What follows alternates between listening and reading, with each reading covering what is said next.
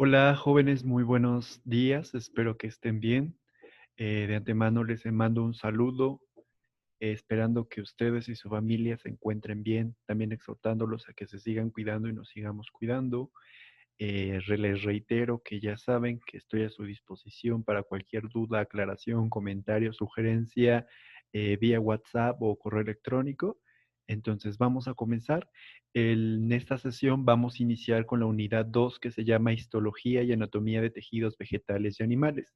Sin embargo, como les había dicho al inicio de la clase, nosotros vamos a profundizar más en la parte vegetal porque el cultivo in vitro se realiza más en este tipo de especies, ¿de acuerdo? El objetivo de la unidad es que ustedes identifiquen la organización estructural y funcional de los tejidos y órganos vegetales y animales para poder realizar futuros cultivos in vitro. Es decir, si tú no conoces cómo está estructurada una planta, cómo funciona a nivel metabólico, fisiológico, pues muchas veces el cultivo in vitro no es exitoso. De ahí el objetivo de esta unidad.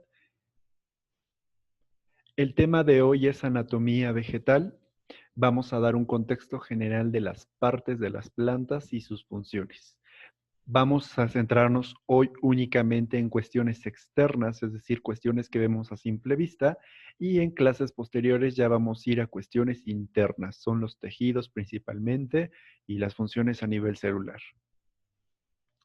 Para empezar, vamos a definir qué es anatomía. Anatomía lo vamos a definir como el estudio de la estructura de los organismos, principalmente las células y los tejidos. En algunas ocasiones la anatomía se conforma o se entiende también como morfología, ya que la morfología es el estudio de la forma. Es decir, aunque técnicamente son diferentes, lo pueden encontrar como una similitud, ¿de acuerdo? Entonces, anatomía o morfología, pero obviamente anatomía es el término correcto. ¿Qué es fisiología? Pues la fisiología va a ser el estudio de las funciones, es decir, va a entender cómo funcionan las células, los tejidos, los órganos de todos los seres vivos. En este sentido, vamos a entender las funciones tanto a nivel físico, químico y bioquímico o biofísico, es decir, ya la combinación de diferentes aspectos, lo que les decía, ¿no? Ya tienen que tener la madurez intelectual para empezar a correlacionar dichos conceptos. En otras palabras, la estructura se correlaciona con la función. Ustedes acaban de terminar una práctica en donde vieron ciertas funciones, pero aún tal vez no lo han relacionado a nivel estructural. Algunos en sus discusiones ya hicieron el intento. Pero entonces, ¿por qué realizamos esa práctica? Porque ustedes ya vieron el desarrollo vegetal y a partir de este momento lo que van a empezar es entonces ya correlacionar lo que ya observaron con toda la parte teórica, ¿de acuerdo? Es decir, lo hicimos al revés con el objetivo de que ustedes lo vayan comprendiendo con mayor facilidad. Para empezar, vamos a comenzar recordando qué son las células vegetales. Las células, acuérdense, son las unidades básicas de construcción, son como si fueran tabiquitos, ¿verdad? Y esos tabiquitos se van uniendo para formar las grandes estructuras como los tejidos. Las células pueden estar especializadas tanto en forma y función. Eso lo vamos a ver más adelante, pero acuérdense también, dependiendo de la zona vegetativa que yo esté hablando, pues las células van a ser diferentes en estructura y en consecuencia sus funciones van a ser completamente diferentes. Cuando las células trabajan juntas forman los tejidos. Los tejidos pues obviamente pueden soportarse entre ellos y permiten a la planta sobrevivir. Solamente para recordar lo que habíamos visto en biología, acuérdense, va a ir de la mano de los niveles de organización. Vamos a tener desde los átomos a las moléculas, las células, los tejidos, los órganos, la planta completa, las poblaciones, etcétera. Pero pues en esta unidad solamente nos vamos a centrar en los tejidos y en los órganos. Para comenzar, vamos a definir la estructura vegetal. Una planta, sin importar su nivel de complejidad, su familia, subfamilia genética o filogenética, va a estar identificada por cuatro partes principales.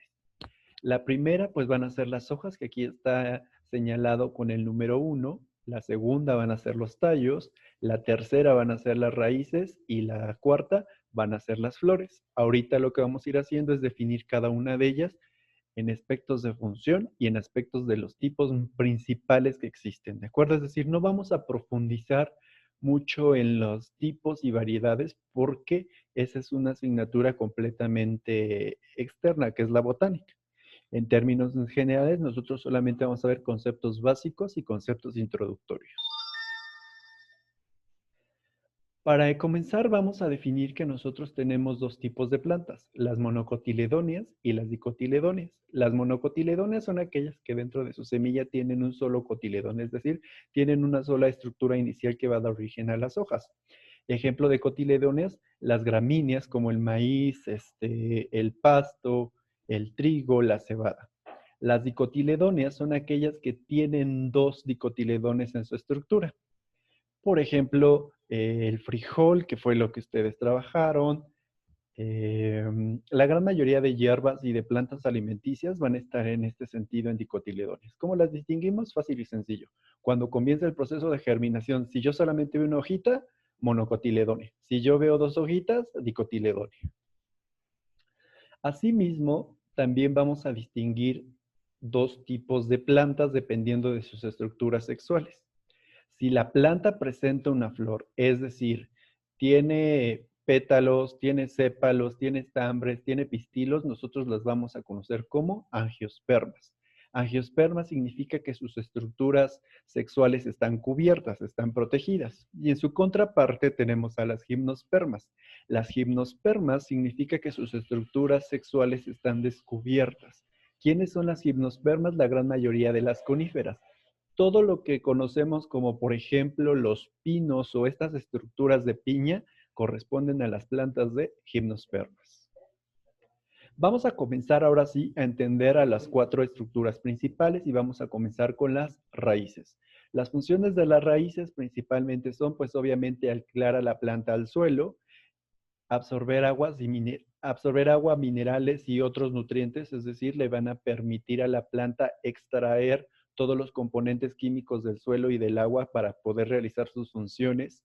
También tenemos raíces de almacenamiento, como por ejemplo la zanahoria, el rábano, todas estas raíces que son extremadamente gruesas, muchas veces las plantas lo utilizan como un sistema de almacenamiento.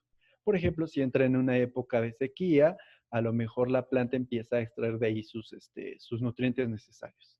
Y también va a haber raíces que permiten la propagación o reproducción de algunas plantas, como por ejemplo el pasto. Seguramente les ha tocado que están en su jardín, hay una mata grande de pasto, ustedes la arrancan y sale esa raíz. Y si ustedes ven en esa raíz, muchísimas veces en algunas secciones empiezan a salir más pastos. Entonces también esta estructura le permite a la planta muchas veces reproducirse de forma asexual.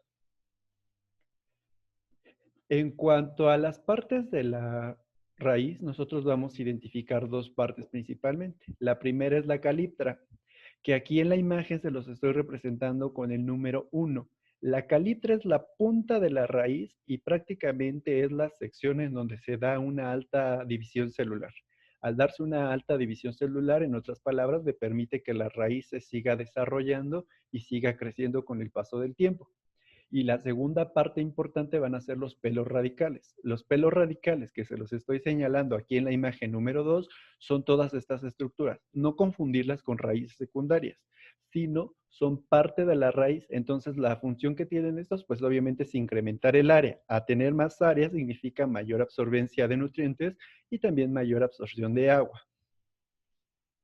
Nosotros vamos a identificar principalmente dos tipos de raíces. Las raíces fibrosas, las cuales no se distingue una raíz principal, sino solamente vemos un gran conjunto de raíces, es decir, como lo estamos viendo aquí en la imagen, si ustedes ven hay raíces por todos lados. En otras palabras, es un desorden radicular. La gran mayoría de las plantas herbáceas, los árboles, van a tener este tipo de raíz, la raíz fibrosa. La segunda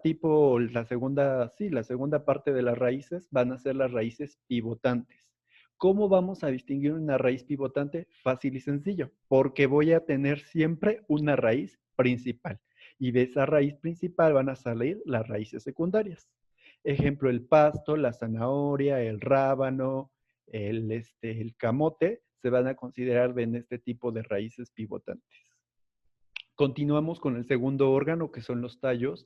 Las principales funciones de los tallos va a ser primero el movimiento de materiales, es decir, dentro del tallo vamos a tener estructuras y tejidos conectivos que vamos a ver más adelante, pero que ellos le permiten transportar tanto el agua y los minerales y en consecuencia, una vez que pasan por los procesos bioquímicos de fotosíntesis, de respiración celular, todos los subproductos metabólicos los van a hacer llegar a los diferentes órganos vegetales. También los tallos nos permiten, pues obviamente, soportar las hojas y soportar las estructuras reproductivas, que no es otra cosa más que las flores. Y también los tallos en algunas ocasiones sirven para almacenamiento de alimentos, como por ejemplo la caña de azúcar.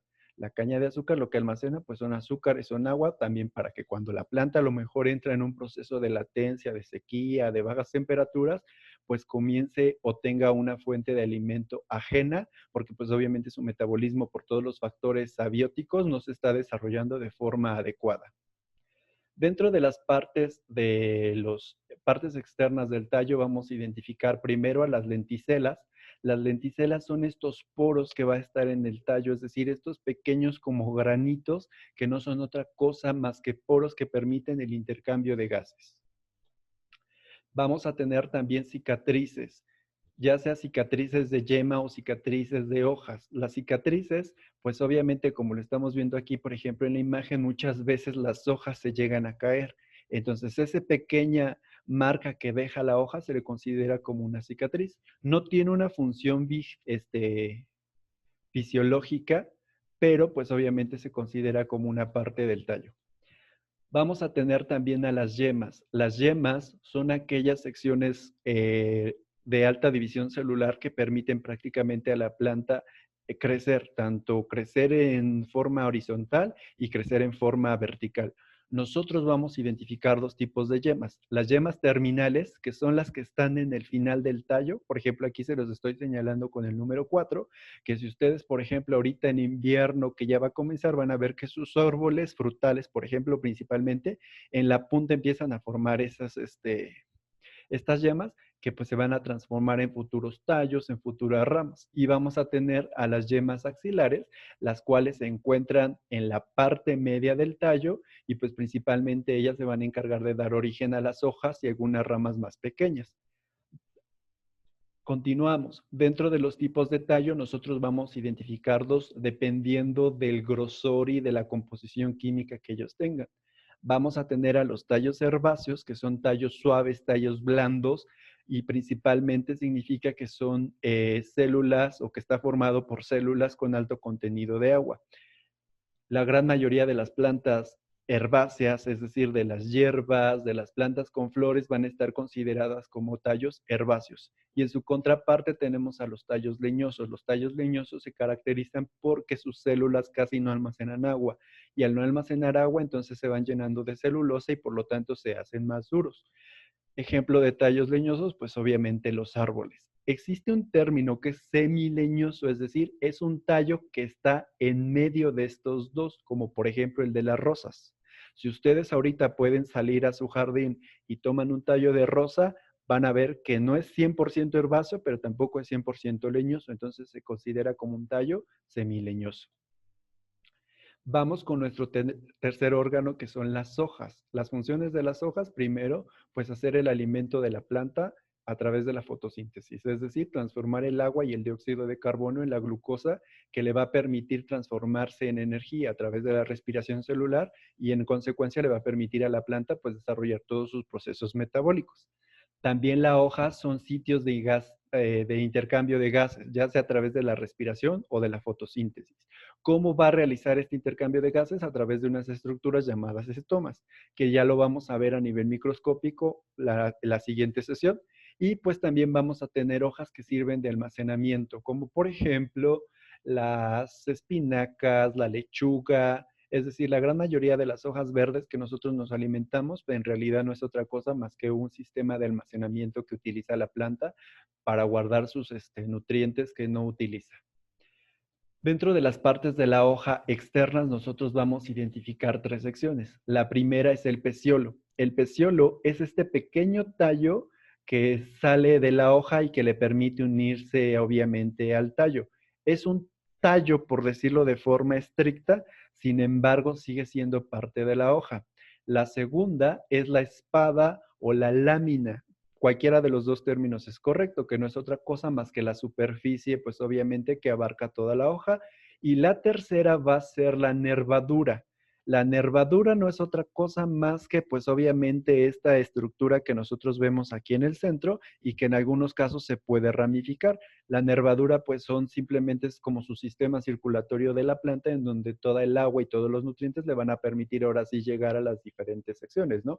O si, por ejemplo, la hoja está captando dióxido de carbono, pues va a permitir que ese dióxido de carbono llegue a la raíz y realizar las diferentes funciones. Nosotros vamos a identificar dos tipos de hojas dependiendo si estamos hablando de una planta monocotiledónea o dicotiledónea. ¿Cómo las podemos distinguir? Por la dirección de las nervaduras. Por ejemplo, en todas las plantas monocotiledóneas, las nervaduras siempre van a estar de forma paralela. Me imagino que han tocado un maíz o que se han comido un elote y han visto la hoja, ¿no? Entonces ustedes van a ver que todas sus nervaduras están paralelas. También, por ejemplo, si no pueden ir a cortar una hoja de pasto y van a ver que las nervaduras van a estar de forma paralela, eso significa que es una planta de origen monocotiledóneo. En consecuencia, las plantas de origen dicotiledóneo las vamos a distinguir porque se forma una red de nervaduras. En otras palabras, vamos a tener a la nervadura principal, vamos a tener a nervaduras secundarias y incluso, por ejemplo, aquí en la imagen tenemos nervaduras terciarias. Por lo regular, ellas van a estar de forma perpendicular en forma de V para que se puedan identificar. Finalmente vamos con las flores. Las flores, pues no es otra cosa más que las estructuras sexuales de la planta. Tienen la función de contener los órganos sexuales, tanto los órganos sexuales masculinos como los órganos sexuales femeninos. Una vez que se da, por ejemplo, la fecundación, se va a formar el fruto. El fruto, la función es como si fuera el ovario en los seres humanos, ¿no? Entonces, dentro de la matriz, pues va a estar ya el embrión o el feto que van a ser las semillas y entonces por lo tanto su función va a ser protegerlo y va a ser darle todos los nutrientes. Y también tiene una función importante que es la de atraer los insectos de polinización o algunas otras especies como las aves, los murciélagos.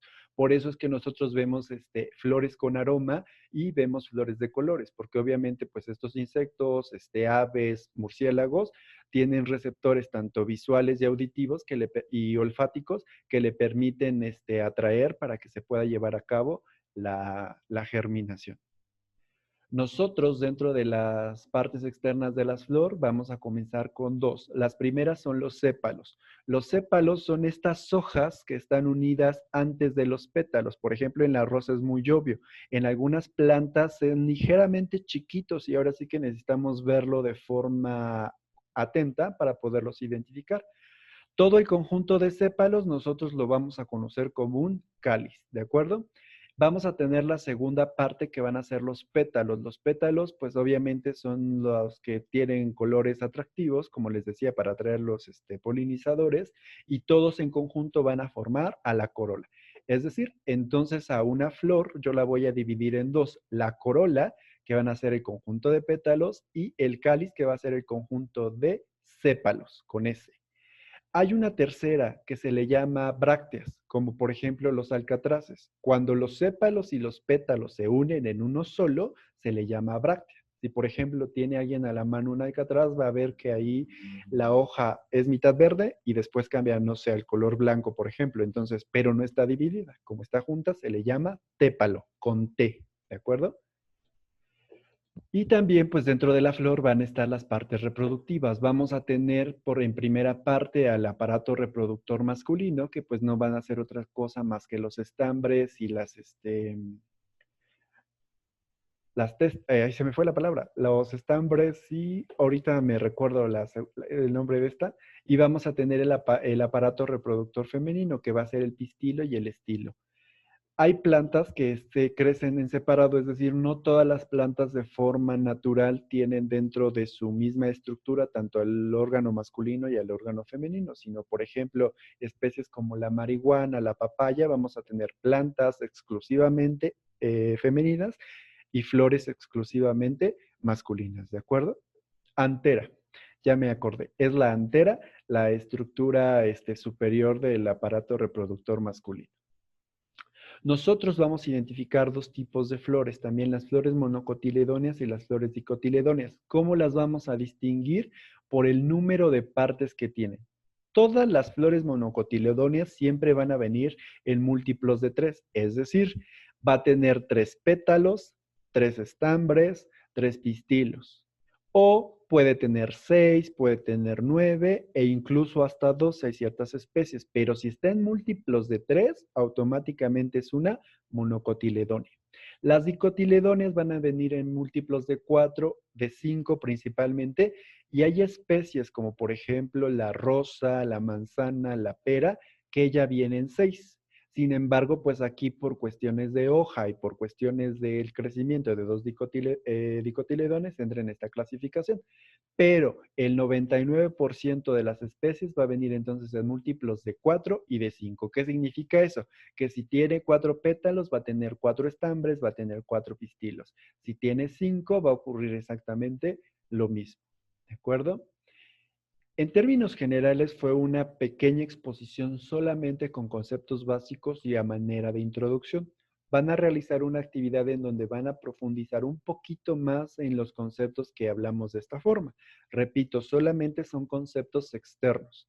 Las siguientes sesiones ya vamos a comenzar a entender a estas estructuras de forma interna, a nivel tejido. Dicho hasta aquí, pues no me queda más que reiterarles todo mi apoyo, muchachos. Ya saben y les repito, moléstenme todas las veces que quieran si tienen dudas, comentarios, sugerencias, cualquier situación y pues los sigo exhortando, ¿vale? Nos vemos y hasta luego.